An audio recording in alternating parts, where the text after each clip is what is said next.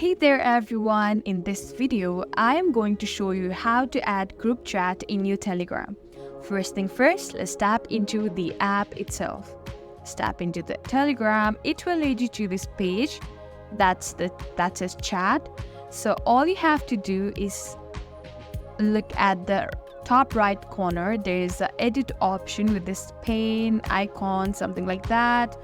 All you have to do is tap in that, and it will lead you to this page where you can create a new group. So as you can see, at the very top you can see an option that says new group. Let's tap into that, and now you have to add the people, whoever you want in this group. So let's choose few people and hit that next button, and now you can simply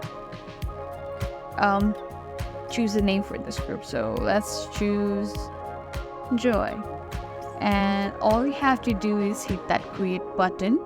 So let's tap in create, and here you go, you have a new group, and here you can chat with your friends. You can add other pupils, your other friends as well, and that, my friend, is how you add group chat in your Telegram. I hope this video was helpful. If so, don't forget to give this video a thumbs up, and if you have any queries, please do not hesitate to comment in the comment section down below. I'll be more than happy to help you with that. And thank you for watching. We'll see you in the next video.